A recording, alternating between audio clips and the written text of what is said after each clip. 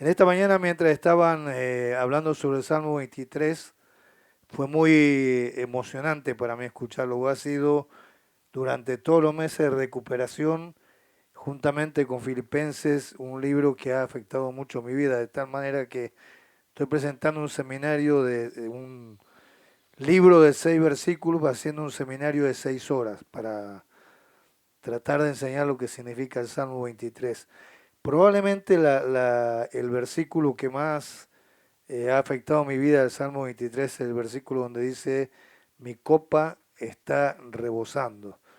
Y me encanta porque el salmista es alguien que ha pasado por todas las etapas de la vida, ha perdido amigos, casi ha perdido la vida, ha pasado por valle de sombra, de muerte, por muchas situaciones, y sin embargo dice, mi copa, mi alegría, mi gozo sigue estando presente. Es increíble, ¿no? Cómo el salmista expresa un sentido de agradecimiento permanente y profundo a Dios. Y yo creo que la vida es eso precisamente. Nosotros como cristianos estamos muy acostumbrados, quizás por razones de la cultura o por lo que sea, a mirar demasiado las cosas negativas de la vida. Cuando termina el año solemos decir, uh, estamos cansados, lo hemos pasado tan mal, el sueldo que no alcanzó, los exámenes que no salieron bien, tantas cosas.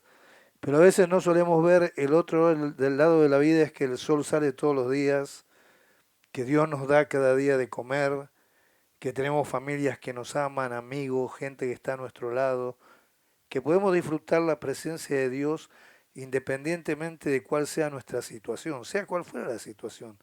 Y el salmista lo dice de una manera increíble, dice, mi copa rebosa. Y el centro de nuestra alegría, de nuestro gozo, de lo que somos, es nuestro pastor que es Dios, que expresa todo la protección, el cuidado, el amor profundo hacia nuestras vidas. Y cómo me encantaría ver una cultura cristiana que cambia de estar tan centrada en sí misma, en sus cuestiones, en sus problemas, a una cultura más centrada en Dios, más centrada en las cosas que Dios hace por nosotros. Yo quisiera escuchar en este campamento a muchos de ustedes decir, de verdad Dios ha sido bueno. No sé lo que pasó con mi vida, pero Dios ha sido bueno porque siempre Dios está actuando en nuestras vidas. Y esto tiene mucho que ver con aquello otro de amarás al Señor tu Dios con todo tu corazón, ¿qué dice? Con toda tu alma y con toda tu mente. Una de las razones por las cuales yo creo que los cristianos nos cuesta mucho alabar a Dios y disfrutar de Dios de una manera integral porque somos buenos en amar a Dios con todo nuestro corazón. El corazón es el centro de los sentimientos, de los afectos, de aquellas cosas que nos permiten expresar alegría. Quizás no entendemos mucho el asunto del alma, aunque Lucas habla del alma y dice, bueno, téngale miedo a Dios, que es el único que puede quitar o no el tema del alma, no voy a hablar de eso. Pero somos bastante flojos en aquello de conocer a Dios. Entonces también quiero animarlos en este tiempo que sean personas que conozcan a Dios, porque es muy difícil estar agradecidos a Dios si no conocemos a Dios. Yo creo que necesitamos impulsar una generación de pensadores cristianos latinoamericanos que de alguna manera nos ayuden a cambiar nuestra teología latinoamericana y conocer más profundamente quién es Dios, qué ha hecho Dios por nosotros, por qué Dios, pregúntenle a Dios por qué las cosas. A veces nos dice, no importa lo que usted sienta, a veces lo hacemos en el campamento, no importa si está bien o está mal, alabe, cante a Dios. ¿Cómo puedes cantar a un Dios que no conoces? ¿Cómo puedes amar a un Dios que no conoces? ¿Cómo puedes profundizar en un Dios que no conoces? Entonces yo quiero animarlos, sean conocedores de Dios, pregúntenle a la Biblia, estudien la Biblia, lean buenos libros, profundicen cada vez más en quién es el Dios a quien alaban, a quien aman, a quien ustedes buscan todos los días, porque eso hará que sus vidas cambien totalmente. Ese Dios es increíblemente fabuloso. Cuando uno dice yo puedo confiar en Dios, ¿en qué Dios puedo confiar si no lo conozco? ¿Cómo puedo yo ser obediente a Dios si no conozco al Dios a quien debo la obediencia? Así que quiero animarlos en esta mañana, sean transformadores de la cultura cristiana de América Latina. No es puro sentimiento, no es pura emoción, no es puro canto, salto. Eso es parte, está bien, es una manera que expresamos nuestra manera de estar contentos, pero está el otro lado que es el conocimiento profundo del Dios que nos lleva a hacer todo lo que hacemos en la vida. ¿Está bien? Visto eso entonces, y si encuentro el mensaje que iba a dar esta mañana, nosotros se metió por acá, tengo como 20.000 papeles, vamos a ir al tiempo del mensaje en esta mañana.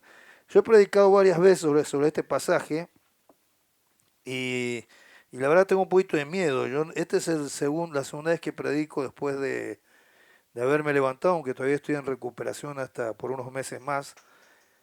Y a veces tengo un poquito de temor cuando hablo estas últimas veces, de equivocarme o de irme por otro lado. Así que les pido paciencia y oración mientras estoy hablando para no irme o para... No creo que me pierda la cabeza, está bien, creo.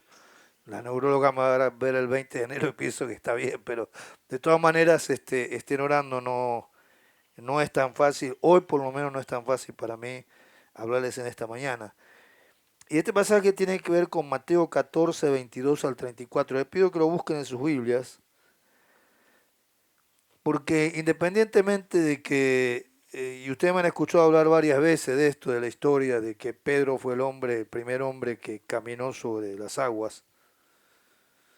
Yo tuve el privilegio de no caminar sobre las aguas, pero con Pablo Gordillo tuvimos el privilegio de volar sobre una ruta completita sin tocarla cuando estábamos en el proyecto Misioneros del Sur, y eso no sé, no está en la Biblia, no está registrado en nuestras memorias, pero Pedro fue el único en la historia que caminó sobre las aguas y no es lo que quiero enfatizar en esta mañana, quiero enfatizar otra cosa más importante que tiene que ver con nuestra confianza en Dios y con la manera en que respondemos a Dios. Y en verdad, si ustedes lo leen así en Mateo 14, 22 al 24, bueno, no tenemos para ponerlo ahí, pero si alguien lo quiere leer, por favor, fuerte para todos. ¿Alguien lo tiene a mano? ¿Un buen lector que me ayude? Sí. 22, 14, Mateo 22, 14, 22 al 34. Es un poquito largo, pero creo que le va a ayudar a ubicarse en lo que queremos hablar en esta mañana.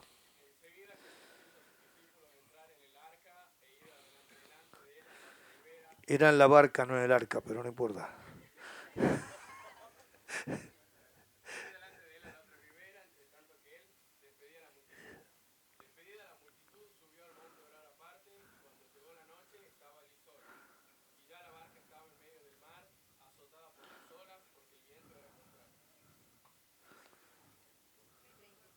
Hasta el 34.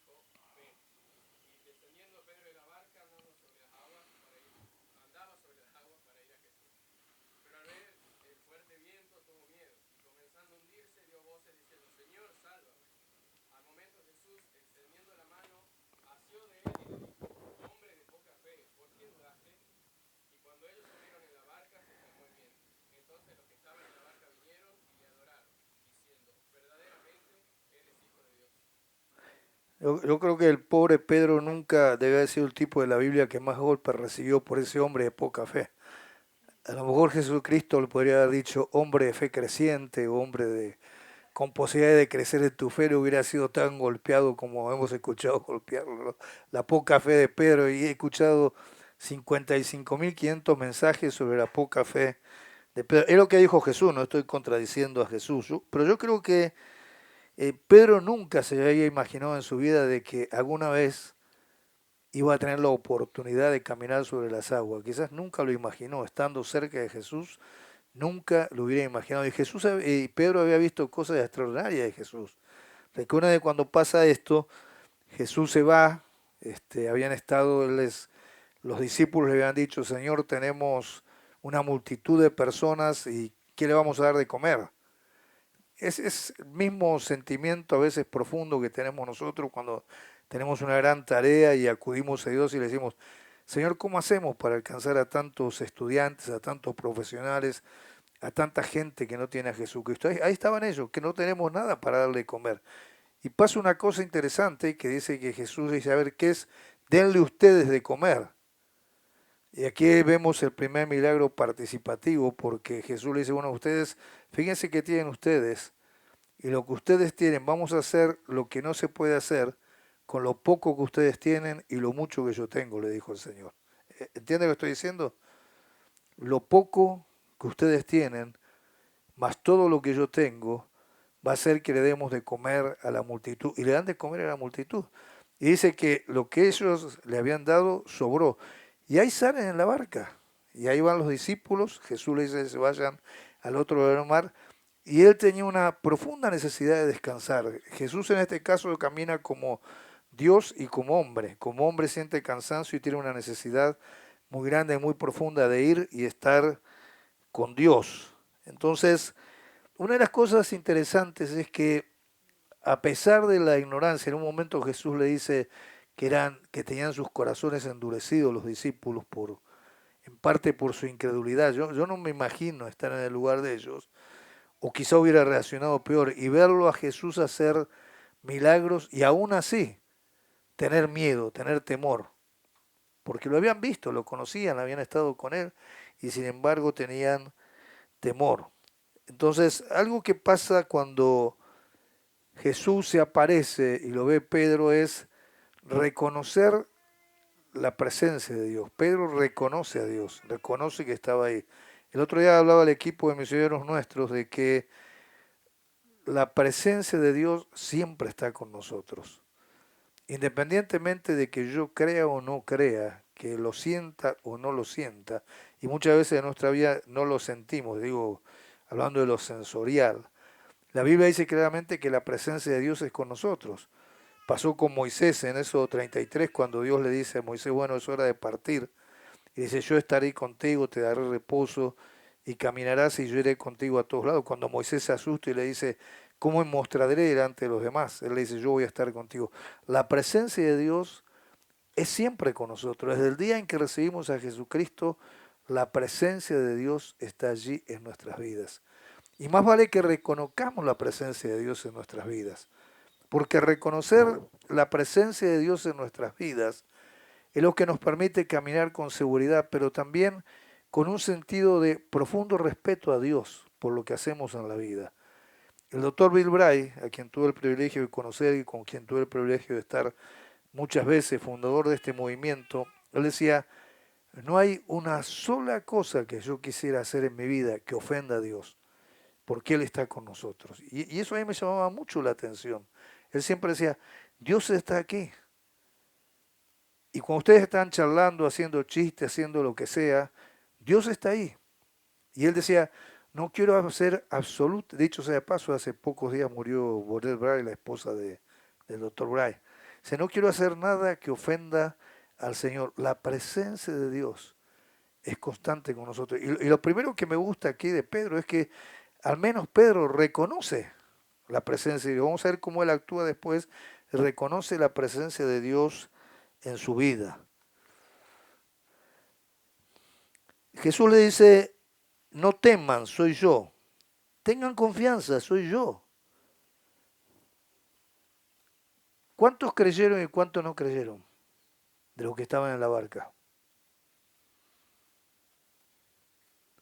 Hubo unos cuantos que no creyeron. Hubo uno solo que sí reconoció la presencia de Dios y ese fue Pedro. ¿Era una noche difícil?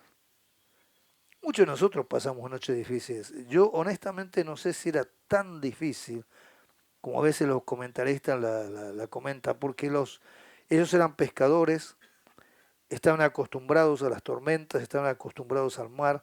Probablemente era difícil, quizás era normal si se quiere, pero estaban acostumbrados. No había una razón muy, muy profunda para que ellos estuvieran tan asustados. Ya habían experimentado esto, pero la Biblia dice que era difícil, que era una noche donde las olas probablemente alcanzaban 2 o 3 metros de altura, etcétera, etcétera.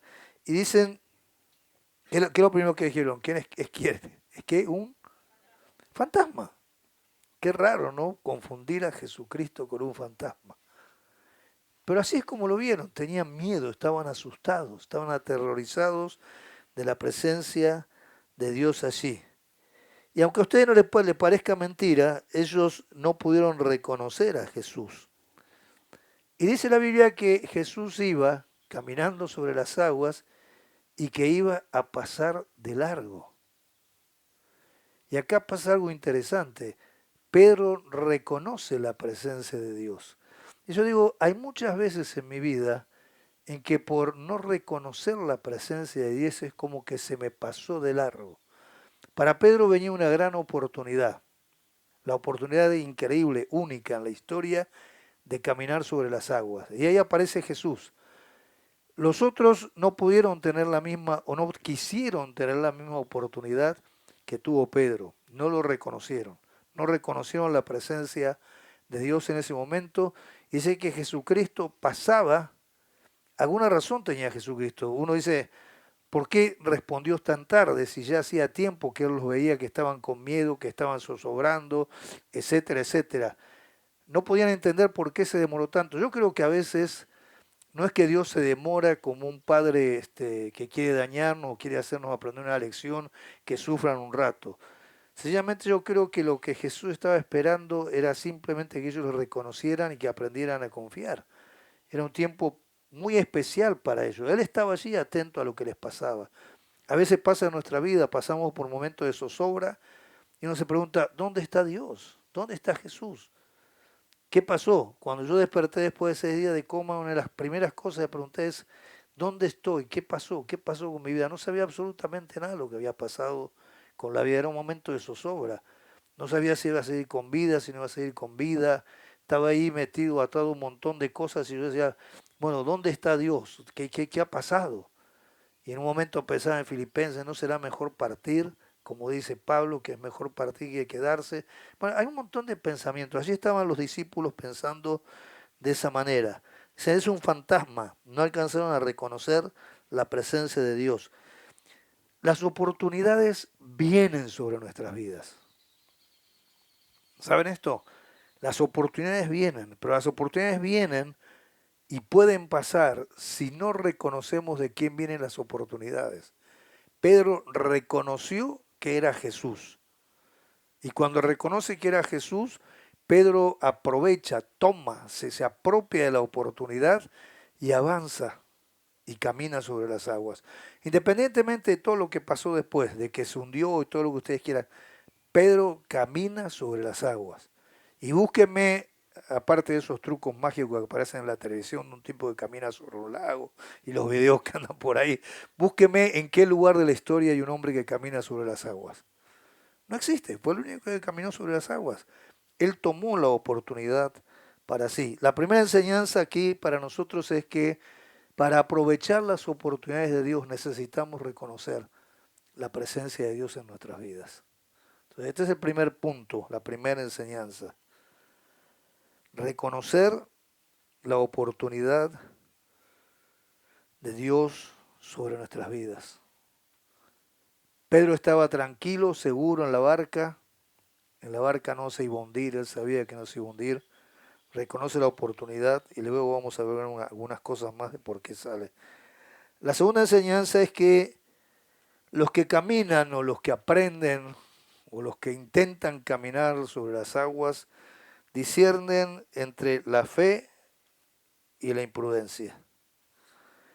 Dice el versículo 28 que Pedro le dice a Jesús, Señor, si eres tú, manda que yo vaya a ti sobre las aguas. A veces necesitamos reconocer de quién viene la orden, cómo viene la oportunidad. Pedro dice, si eres tú, ¿qué le dice? Manda, ordena y yo iré a ti. Discierne entre el riesgo y la imprudencia. A veces se nos dice a nosotros, no importa, usted métase. Yo he escuchado tantas veces decir, por ejemplo, si siente un llamado misionero, el que invita paga. ¿Nunca han escuchado eso? O si usted siente un llamado misionero, métale para adelante, no importa, usted vaya. Y sentimos muchas cosas en el sentido de sentir, que tiene que ver con los sentimientos, sentir. Estamos en un campamento, estamos en una reunión X y somos capaces de hacer cualquier cosa, tiramos el palito en el fuego, decir yo me voy, salgo a las misiones, lo que sea. Pero acá hay algo interesante. Pedro se lanza a caminar sobre las aguas, pero hay un discernimiento y tenemos que discernir entre la imprudencia y de quién viene el llamado. La presencia de Dios en nuestras vidas nos permite evitar ese error, nos permite evitar el cometer errores que pueden ser fatales para nuestras vidas. Por ejemplo, yo estoy en el área de las misiones. Hace muchos años fui uno de los fundadores de Misiones Mundiales con Federico Bertuzzi, Daniel Bianchi y otros más. Me encanta desafiar a la gente a las misiones, pero no me gusta mandar a la gente imprudentemente a hacer aquellas cosas que no pueden hacer. Es decir, a cualquiera, si Dios te llama, andate. No importa, Dios va a proveer. Y sabe una cosa, 70% de los que se dan a las misiones en el día de hoy vuelven fracasados. Problemas de equipo, problemas emocionales, problemas psicológicos, regresan fracasados. ¿Por qué? Porque han salido de manera imprudente a las misiones. Como digo, las misiones es cualquier otra cosa que podemos hacer en la vida. Caminar imprudentemente. Entonces, reconocer la presencia de Dios nos permite discernir entre la fe y la imprudencia. Es cierto que necesitamos valentía, necesitamos coraje para hacer grandes cosas en la vida. Yo me acuerdo la primera vez que salí de misionero, era más chico que la mayoría de ustedes. Y salí, por gracia de Dios salió bien, e imprudentemente alguien dijo necesitan misioneros en otro país, y yo levanté la mano y me encantaba la aventura. Así que me acuerdo de salir de aventura con mi camperita Lee, sin manga, un jean sin esos pata ancha que venían antes, y si el pelo bien largo por acá, y salí de misionero, todo bien, ¿no? Llegué allá y hacía frío y toda la historieta, y eso salió todo bien, pero no pensé demasiadas cosas. Si usted quiere salir de manera imprudente, la gracia de Dios, los amigos y un montón de cosas se dieron para que aquello no fuera un fracaso y saliera bien. Nos encanta la aventura y está bien salir, pero necesitamos aprender y saber que solamente con el coraje no hacemos todo en la vida. Necesitamos la sabiduría y el entendimiento de Dios. La sabiduría viene de Dios y el entendimiento viene de Dios cuando reconocemos su presencia. Allí en México, no sé cuántos de ustedes conocen México, yo algo conozco porque viví en aquel lugar. Hay un lugar en Acapulco que es muy famoso donde se tiran los clavadistas. ¿Alguno ha estado ahí alguna vez? Bueno, lo van a ver en la televisión, que ahí toda la película mexicana aparece. Es un lugar como una quebrada que entra al mar, un lugar donde entra al mar, bien alto, como 200 metros, y de allá arriba se tiran unos tipos, las olas vienen y golpean y se tira Ahí me encantaba ir a Acapulco a ver a los tipos, algún día me encantaría hacerlo. Y observaba todo lo que hacían esto. Y uno dice, qué arriesgados, qué osados que son estos tipos. Pero un día le pregunté a uno, ¿cómo es así nomás que vos te tirás, ustedes se tiran? Y dice, no, esto se aprende de chicos. Dice. Y en algunos viene de familia. Lo que aprendemos es cómo entran las olas, cómo está el viento en ese momento, cómo es la situación climática. Aprenden un montón de cosas. Desde niños empiezan a aprender antes de tirarse. Y ustedes a veces están 15 minutos ahí mirando y esperando ansioso que el tipo se rompa el coco o salga abajo del agua. Usted está ahí esperando. ¿Cuándo? Y no se larga. Y está el tipo allí, ¿no? Ustedes lo ven ahí y dice, ¿y para cuándo? ¿Y para cuándo? ¿Y para cuándo? Y en un momento el tipo, ¡bum!, se larga y cae allá abajo. No sé cuánto tarda en caer, varios segundos en caer. Y usted espera, ¿saldrá o no saldrá? ¿O saldrá en la boca un tiburón como la película, así que se levanta y lo saca? ¿Cómo va a salir el tipo, no? Y allá lo ven salir y todo el mundo lo aplaude y toda la historia y le dan plata y qué sé yo. Pero estos tipos no se tiran solamente porque son valientes y fueron y se tiraron. Estudiaron, pensaron cuál es el momento oportuno para tirarse. Disciernen el momento oportuno para lanzarse. Cómo viene yo no sé cómo es la historia, cómo viene, pero ellos lo estudian y se lanzan en el momento adecuado. Esto es una enseñanza fuerte para nosotros, porque Pedro le dice a Jesús, manda.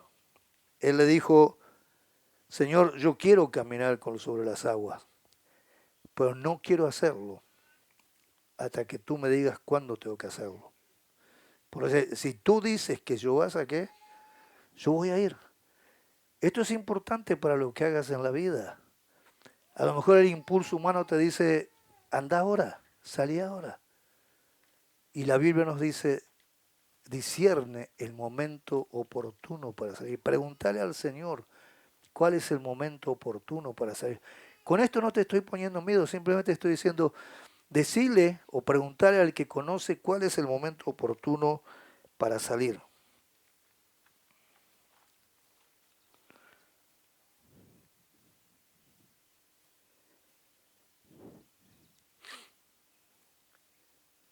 Yo creo que el tema es que para Pedro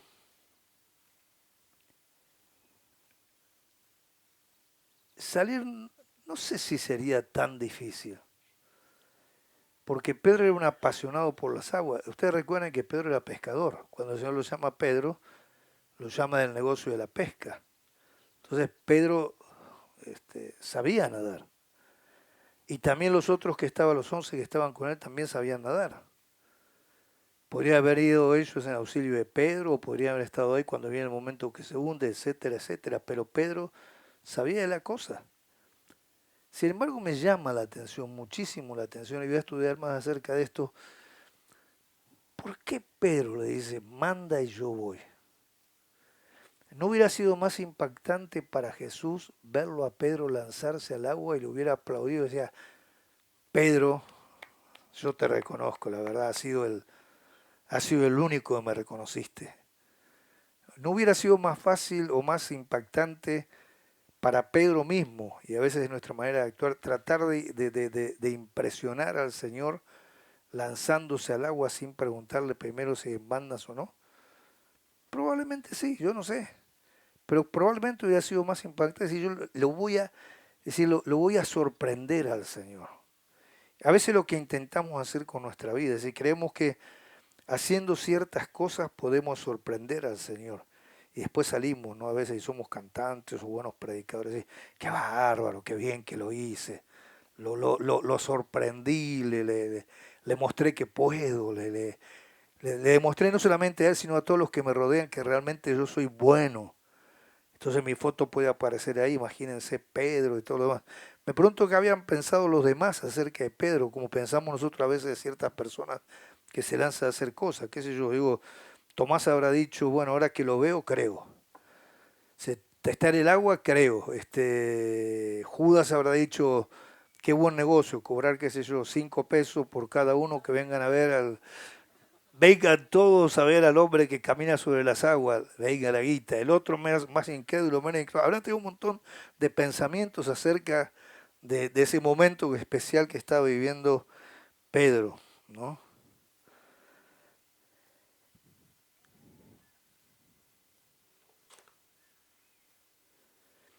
Hay otros pasajes de la Biblia de oportunidades magníficas que hicieron responder a los hombres de maneras diferentes. El caso de Moisés en Génesis 3, versículos 1 al 5, hay un caso similar. Me da la impresión, no tengo toda la profundidad teológica para saber si esto es así, le voy a preguntar a un amigo por allá coreano que sabe más que yo de Biblia, es de que cada vez que Dios quiere hacer algo, es como que algunas cosas especiales pasan en la vida. En el caso de Moisés, había una zarza, un arbusto, que se quemaba y nunca se consumía. Y Moisés se puso curioso, ¿qué está pasando con esta zarza o este arbusto que se está quemando? Y fue a ver lo que pasaba. Y lo cierto es que iba a acontecer en este momento algo que iba a cambiar para siempre la vida de Moisés. Este encuentro en la zarza iba a cambiar para siempre la vida de Moisés. como el encuentro de Pedro con Jesús. Cuando Pedro reconoce la presencia de Jesús, se produce un cambio para toda la historia de Pedro. Entiéndame esto, entiéndeme lo que quiero decir. Hay oportunidades, hay situaciones en tu vida que si aprendes a reconocerlas como venida de Dios, pueden cambiar totalmente la historia de tu vida. Otro caso que podríamos mencionar, bueno, en el caso de Moisés. Moisés dejó de ser un pastor de ovejas para transformarse en el líder de 2 millones de personas. ¿Qué cambio? Dice que Moisés estaba pastoreando las ovejas de quién.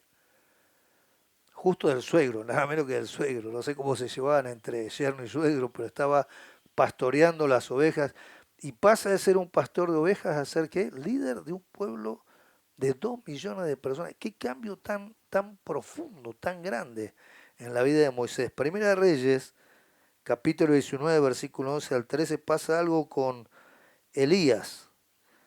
Elías se había cansado de pelear, se acuerda, contra los que había estado batallando y peleando, y quería esconderse de Dios. Y dice la Biblia que Dios mandó viento, terremotos y un silbo apacible. Eso es lo que dice la Biblia que le mandó a Elías. Y otra vez, Elías estaba a punto de conocer a Dios de una manera especial.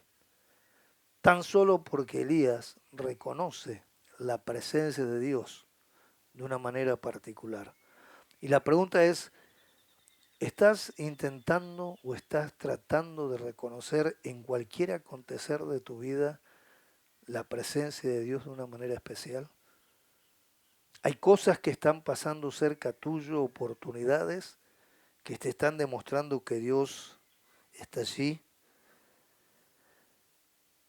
A Moisés le habló a través de un arbusto que se quemaba, a Elías a través de los elementos del viento, a Pedro le habló a través del caminar sobre las aguas. 12 se quedaron con las ganas, o 11 se quedaron con las ganas de caminar o de disfrutar lo que estaba disfrutando Pedro. Y hay otro elemento que es importante, otro principio, es que Pedro caminó sobre las aguas porque se animó a ¿qué? A salir de la barca. Y la pregunta para vos en esta mañana es, ¿cuál es tu barca? Está la oportunidad, Dios está hablando, ¿cuál es tu barca? Para muchos la barca puede significar la seguridad de un sueldo, para muchos la barca puede significar la seguridad de una iglesia, para muchos la barca puede significar la familia, para muchos la barca puede significar la seguridad de una carrera. Y vas a encontrar muchas razones para encontrar seguridad en tu barca. Y vas a encontrar mucha gente alrededor tuyo que va a decir, ¿cómo vas a salir de la barca? Y muchos te lo van a espiritualizar. Yo me acuerdo cuando salí a la obra misionera, más de uno me dijeron, pará, terminá la carrera y después salí. ¿Con qué te vas a sostener? ¿Con qué te vas a mantener? Y otros tenían 20.000 razones había para no salir. La seguridad de esto, la seguridad de lo otro, la seguridad de la familia, la seguridad de lo más allá. La pregunta es, ¿cuál es tu barca? Me gustaría que tomes un minuto, allí donde estás, y escribas en un lugar donde el otro no te vea, ¿qué, ¿cuál es tu centro de seguridad en la vida? ¿Cuál es tu barca? ¿Qué es lo que te hace sentir seguro en tu vida? Que si te quitaran esa seguridad no serías el mismo. ¿Me entiendes lo que quiero decir? ¿Qué es lo que da seguridad a tu vida? ¿Qué es? En algunos quizás sea Dios, me parece que en la minoría quizás. En la mayoría la seguridad está en otras cosas. La carrera, la familia, el matrimonio, esto, qué sé yo, cuántas cosas. Escribilo así por un minutito, por favor.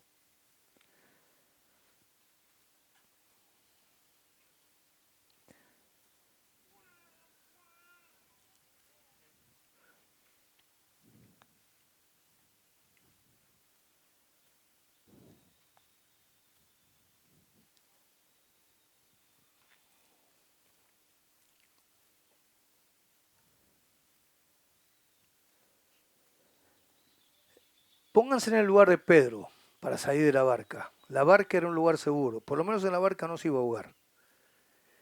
Por lo menos en la barca iba a estar con 11 tipos que podían abrazarse o nadar juntos, patalear, no sé cómo sea, o prenderse a la madera de la barca, pero era un lugar seguro, significaba para él seguridad. No debe haber sido fácil para Pedro salir de allí y enfrentarse a la situación climática, a las olas, al viento, a la inseguridad. No debe haber sido fácil. Supongo que debe haber sido bastante difícil. Había dos posibilidades. O Pedro estaba loco, esto es lo que habrán pensado muchos de sus amigos, este está loco, se sale de la barca en este momento que no es el momento adecuado. O Pedro estaba muy seguro de que aquel que le había mandado, aquel que le dijo, ven, camina, iba a estar con él en todo momento, y le iba a sacar de la situación. ¿Sí me entienden? O estaba loco o estaba bien seguro de que aquel que había dado la orden iba a cumplir y tenía el poder para cumplir con la orden. Y eso es interesante para nosotros cuando vamos a hacer algo en la vida. O estamos locos o estamos seguros de que aquel que nos llama va a cumplir con su llamado. Salió del lugar apacible para irse a un lugar de total inseguridad. Déjenme decirles, salir de la barca tiene el significado profundo de la obediencia. Dios nos da oportunidades, pero Dios nos llama a ser ¿qué? Obedientes. El primer y más grande mandamiento, ¿cuál es? Amarás al Señor tu Dios. Ese es un mandamiento. El no amar a Dios, ¿qué quiere decir? Que estoy siendo ¿qué? Desobediente. Ese es el primer y más grande. Amarás al Señor tu Dios con todo tu corazón, con toda tu alma y con toda tu mente, de una manera integral. Es la manera en que nosotros aprendemos a conocer y a valorar a Dios. Cuando nosotros amamos a Dios con todo nuestro corazón, dice primero el corazón, el lugar donde salen los sentimientos y demás, tu alma y tu mente, la mente nos ayuda a valorizar, a valorar a Dios y quién es Dios. Es con la mente que lo valoramos, no solamente con el corazón. Cuando yo evalúo quién es Dios, cuando pasa por mi mente, lo evalúo. Y eso es lo que me da a mí cierta seguridad cuando estoy saliendo a hacer algo, que el que me está llamando es ese Dios que puedo conocer, que sé cómo obra, el Dios de la Biblia, el Dios del Antiguo Testamento. Por eso el Salmo 23 tenía un significado tan fuerte, tan profundo para el pueblo de Israel. Era muy fuerte. Si ustedes leen el Salmo 23, es increíblemente profundo. Y era el salmo, el paradigma de los judíos, el Salmo 23. Jehová es mi pastor, era la figura del pastor, protector, etcétera, etcétera. El pueblo judío pudo caminar por siglos y regresó a la tierra prometida en el año 48, después de la Segunda Guerra Mundial y antes de la Guerra de Corea, sencillamente porque ellos creyeron en este Dios y siguen creyendo en que Dios está con ellos. Tenemos que discernir. También tenemos que salir de la barca y decir, sí Señor, quiero caminar sobre las aguas porque sé quién eres tú. Porque sé que me vas a hacer caminar y no me vas a hundir, no me vas a meter en situaciones que yo no pueda controlar. Eso es lo que nos permite ir al punto siguiente, que es aquellos que caminan sobre las aguas se enfrentan a problemas constantemente. Pero hay una gran diferencia entre enfrentarme a los problemas solos y enfrentarme con quién. Con Dios. Pedro sabía de alguna manera que mientras él se hundía, ¿quién estaba? Por eso el Salmo 23, cuando ustedes leen todo el Salmo 23 y dice mi copa rebosa, el salmista había pasado por la misma de Pedro y había pasado por 1000 situaciones, él estaba en el fondo seguro de que Dios estaba allí. Si ustedes quieren caminar sobre las aguas, alguna vez tendrán que aprender que los problemas y los riesgos en la vida siempre vienen. La vida no es fácil. Las cosas vienen, las situaciones vienen, las pérdidas vienen, Algunos piensan que porque tienen a Dios en su vida no van a perder un familiar. Vienen de la manera en que no te imaginas. Las enfermedades vienen, la muerte viene, todo viene como vienen las alegrías, el gozo, las vidas cambiadas y todo lo demás. Pero nosotros estamos preparados para enfrentar los problemas de otra manera. El rabino Harold Kushner dice que el Salmo 23 le ayudó en su vida. Él murió un hijo, vio la pérdida de su hijo de 14 años de una enfermedad que los chicos envejecen, no sé cómo se llama, que envejecen muy pronto y a los 14 años murió su hijo. Y él y su esposa pensaron que el mundo se había terminado para ellos. Y él decía, ¿cómo es posible siendo rabino en una sinagoga en Nueva York, amando a la gente, pastoreando a la gente, yo pueda perder un hijo? ¿Cómo es el Dios que yo tengo? Y dice que a través de la lectura y el estudio y el caminar con el Salmo 23, Dios lo trajo otra vez a la senda correcta. Jehová es mi pastor. En lugar de delicados pastos me hará descansar. Y ustedes saben, hay tiempos que necesitamos los pastos y las verdes praderas y los lugares delicados, y hay otros tiempos que pasamos por las tormentas. Dios sabe cuáles son esos tiempos. Pero en el Salmo 23 dice que Dios está siempre allí.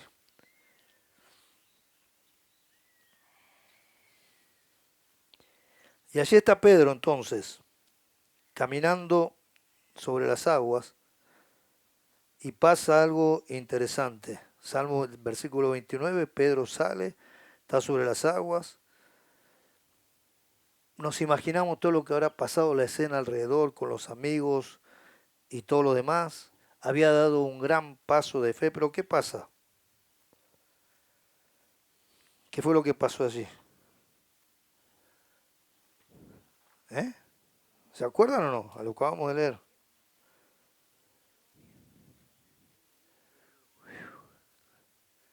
Empezaron los problemas. El primer problema es que se dio cuenta de que empezó a hundir. Claro, algunos dicen que pues quitó los ojos de Jesús. Está bien, puede ser una buena interpretación teológica. Otros dicen que esto y otro, pero la cuestión no importa cómo vino, empezaron los problemas. Y es interesante porque cuando empezaron los problemas, si yo hubiera estado en lugar de Pedro, le hubiera dicho, che Andrés, che Juan, venga, déjese embromar, viejo, me están viendo. Dice que ellos no hicieron nada, lo vieron hundirse. Y estaban así, estaban seguros en la barca. Y Pedro, en vez de llamarlos a ellos, ¿qué hace Pedro? ¿Eh? Aquí hay una expresión interesante. Señor, ayúdame. Señor, sálvame. ¿A quién vas cuando empiezan los problemas en tu vida? Pastor, ayúdeme. Maestro de escuela dominical, ayúdame. Fulano, vos que tenés más experiencia, ayúdame. Fulana, vos que ya te la conoces toda, ayúdame. ¿A quién vas cuando vienen los problemas? ¿Qué es lo que no dice la Biblia? Que el Señor es mi pastor, que Él está conmigo, pero sin embargo nosotros, cabeza dura, generalmente vamos ¿a quién? Tengo que ir al campamento, Señor. A ver, ¿quién será? Ah, ya sé, la abuela tiene un cofrecito por allá donde tiene un montón de guita. Abuelita, ¿no querés abrir el cofrecito y me ayudás? Claro, total, después lo puedo espiritualizar y puedo decir, bueno, Dios me proveyó otra vez. Yo no estoy, no sé cómo estoy con la hora. ¿Quién tiene la hora, Elías? ¿Ya está la hora o me estoy pasando? ¿Eh? ¿Puedo? Ok. Después lo espiritualizo y digo, Dios usó a la abuela. ¿Eh? O el primer auxilio es, che, ¿quién tiene una Mastercard o una, qué sé yo, Cencosur que te da 12 cuotas, la otra te da 6? ¿A quién vas cuando tenés el primer problema en tu vida? Cada uno sabe, yo no sé, ustedes saben a quién van. Lo que yo sí sé es que Pedro fue a la persona correcta. Pedro fue a Jesús. ¿Y qué dice la Biblia? Que Jesús se mató y dice, ¡ay, embromate, Pedro! Y disfrutó a Pedro, no dice la Biblia de qué. ¿Qué es lo que hacemos nosotros? A veces cuando la gente nos pide ayuda, nos encanta gozar al que nos pide ayuda, ¿no? Sabemos que lo podemos ayudar, pero lo hacemos sufrir un poquito para que aprenda, ¿no? Ahí que la reme un poquito, entonces después me creo un poquito Dios porque lo puedo ayudar o hacer algo por él. Dice la Biblia que él fue a Jesús. La otra enseñanza fuerte de esto es que para caminar sobre el agua necesitamos aceptar el temor como precio del crecimiento. El crecimiento también trae temor. Pónganse en el lugar de Pedro. Yo hubiera tenido miedo, y seguramente ustedes también, y se empiezan a hundir. No espiritualicen demasiado la cosa. El crecimiento siempre trae temor. Si vas a servir a algún lado, la pregunta es cómo voy a sostener. Me imagino, yo tengo algunos amigos que están allá en los lugares difíciles donde está el ISIS y todo lo demás. No es fácil que te zumben las bombas alrededor. O no es fácil que pasen las cosas y pasen cuando está la guerrilla cerca y todo lo demás. Eso trae temor. Todo el mundo te podrá decir, bueno, Dios está con vos, es cierto. Dios te va a proteger, es cierto. Pero también conozco muchos cristianos que han sido acuchillados y han muerto por las bombas y Dios estaba ahí. Y el temor es parte del crecimiento. Ustedes y yo tenemos que aceptar que si queremos crecer, debemos aceptar el temor en nuestras vidas y que eso no es falta de espiritualidad. Dice Proverbios 3, del 5 al 8, que no debemos fiarnos de nuestra propia prudencia, sino en Dios mismo, y que tengamos temor de Dios. Entonces los que, como Pedro, deciden caminar sobre las aguas, tienen que entender que el temor es parte de nuestro crecimiento. Otra enseñanza fuerte en el caso de Pedro es que aquellos que se animan a caminar, y aquí esto me gusta, superan las fallas y los problemas. Pedro salió fortalecido, pero ¿quién fue el que predicó ante los 3000 en el libro de los Hechos? ¿Ustedes se acuerdan? ¿Quién fue? Fue Pedro. ¿Quién fue uno de los protagonistas más fuertes en la Biblia cuando la iglesia empezó a crecer en el libro de los Hechos? Pedro. Pedro estaba en todos lados. Después apareció Pablo, que tomó el protagonismo en la historia del cristianismo de una manera tremenda, pero Pedro estaba ahí. Pedro aprendió a superar muchos de los problemas. Dicen que el que inventó la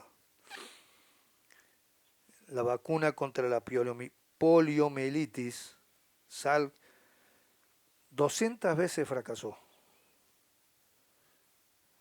A ver, hay una estudia de medicina, 200 veces. Y cuando le preguntaron cómo se sentía después de haber fracasado 200 veces, dice, yo no fracasé 200 veces. Aprendí por 200 veces qué es lo que no tenía que hacer. La perspectiva diferente. Dice, por 200 veces aprendí qué es lo que no tenía que hacer para lograr tener éxito.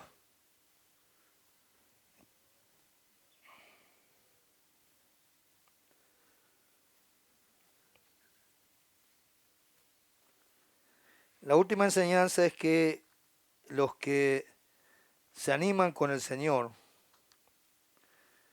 aprenden a esperar en el Señor. La Biblia dice, clama a mí y yo te responderé. Y también dice, todo lo que me pidas en oración, te lo daré. Los tiempos de Dios no son nuestros tiempos. A mí me encantaría estar listo ya para hacer cualquier cosa, pero los tiempos de Dios no son mis tiempos. La Biblia dice que tenemos que aprender a esperar los tiempos del Señor. Esto tiene que ver con la paciencia. Esto tiene que ver con confianza. Esto tiene que ver con saber en quién estoy poniendo mi fe. Esto tiene que ver con quién está conmigo, en la presencia de quién estoy cada día. Paciencia es lo que nos dice el Señor. La paciencia y el esperar producen crecimiento y madurez en nuestras vidas. Hay veces que no estamos listos, no estamos suficientemente maduros, suficientemente crecidos para caminar sobre el agua. A lo mejor no es el tiempo. Por eso necesitamos paciencia. A lo mejor querés salir de misionero, viene alguien y te dice, ¿a dónde vas a ir? Bueno, voy a ir que me gustaría ir a un país árabe, qué sé yo, en muchos de los países árabes, por ejemplo, se habla francés. Y alguien te va a decir, bueno, aprende el francés y a lo mejor dentro de 4 o 5 años vas a estar... No, pues yo quiero salir ya. ¿Y qué vas a hacer allá hablando español, a lo mejor guaraní si vivís en Misiones o en algún otro lado? ¿Eh? Y ese tiempo de espera te va a producir madurez, paciencia, crecimiento en tu vida. Dios quiere que vayamos listos para hacer las cosas que tenemos que hacer. La madurez y la paciencia tiene que ver con que Jesús produce esperanza en nuestras vidas. Él es nuestra esperanza. Él es nuestra esperanza. No hay otra esperanza fuera de Él en nuestras vidas. Él es nuestra esperanza. Y solamente quiero hacer un paréntesis de un segundo. Yo estoy hablando mucho para aquellos que son cristianos y que pueden entender un poquitito mejor lo que estoy hablando en esta mañana. Pero es probable que muchos de ustedes que están en este lugar no han tenido una experiencia personal de conocer a Jesucristo en su corazón. Y yo estoy hablando de Cristo y de la paciencia y de la presencia de Jesucristo. Y no está mal que no lo conozcas en el corazón. El cristianismo no es una religión, es una relación personal con Dios. Tiene que ver una relación que yo acepto un día en mi vida, relacionarme con Dios. El cristianismo tampoco es una cuestión de haber nacido en. Hay muchos que dicen, yo nací en un hogar cristiano, entonces soy cristiano porque me crié de chico y de chico aprendí a dar gracias a Dios por los alimentos. Se lo digo a mis nietos, ¿no? Si uno come y no dice gracias Señor, por ejemplo, Lorenzo te va a decir, espera, hay que orar primero. Entonces, aprendemos muchas cosas. Ahora, nosotros no somos, si hubiéramos nacido en un garage, tendríamos que ser un auto. No se trata del lugar donde naces ni nada de eso. Tiene que ver de haber establecido una relación con Dios por fe. Y quiero animarte en esta mañana. Si a lo mejor muchas de las cosas que yo estoy hablando no las puedes entender, quizás tiene que ver con esto de tu relación personal con Jesús. La Biblia dice que necesitamos, para poder experimentar todas estas cosas que la Biblia promete para nosotros, necesitamos esa relación personal. Necesitamos haber experimentado el perdón de pecados en nuestras vidas. Decirle al Señor Jesucristo de lo más profundo del corazón, yo por fe te acepto en mi vida, acepto vivir según tus reglas, acepto que tú eres Dios, que yo soy pecador, que necesito tu limpieza personal. Esto no es religioso, esto es así, necesito que vengas a mi corazón y me hagas una nueva persona. La Biblia dice una nueva criatura. Y como yo sé que hay muchos de ustedes y yo no conozco a muchos de ustedes, y no importa que seas católico, evangélico, o lo que seas, el ser evangélico no te salva de nada, el que vayas a la iglesia no te salva de nada, el que seas congregacional tampoco, el que hayas nacido en un hogar donde tus padres son pastores, curas, o no, los curas no pueden ser, pero pastores o lo que sea, no te salva de nada. Quiero animarte en esta mañana, y esto es cierto, a que tengas una relación personal con Jesucristo, a que cuando vayas ahora al grupo, a la espiga, hables con él y le digas, yo escucho tantas cosas de religiosidad, hace años que vengo a los campamentos, pero todavía yo no sé si soy un cristiano o no soy un cristiano. Que le pidas a Jesucristo que entre en tu corazón. La Biblia dice que si yo le pido por fe que Él entre, la Biblia dice que ¿qué? Va a responder y va a entrar a mi corazón y se va a establecer una relación que ha sido cortada por el pecado. Yo conozco muchas personas que han creído que eran cristianas porque se criaron en un hogar cristiano o evangélico, como quieran llamar, y en un punto de su vida se dieron cuenta que no, que habían vivido de fe prestada. ¿Saben qué es vivir de fe prestada? Es vivir de la fe de mis padres. Es ir a la iglesia porque me llevaban de chico, es adquirir una cultura, porque nos sumergimos en una cultura cristiana, pero no es nuestra fe personal con Dios.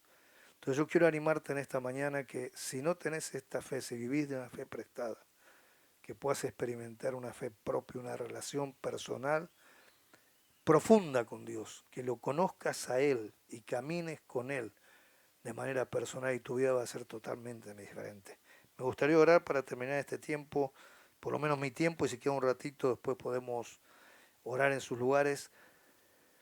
Y me gustaría orar para los dos, para los que necesitan de esta relación personal con Dios y para los otros que necesitan todavía aprender más de cómo lanzarse a las aguas, de cómo caminar sobre las aguas. ¿Está bien?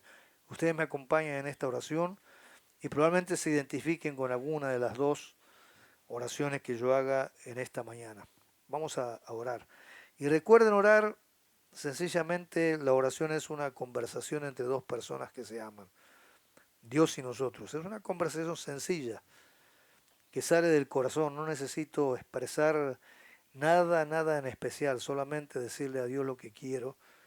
Y Él me escucha porque la Biblia dice que Él me ama. Él es un Padre amoroso, Padre que quiere lo mejor para mí.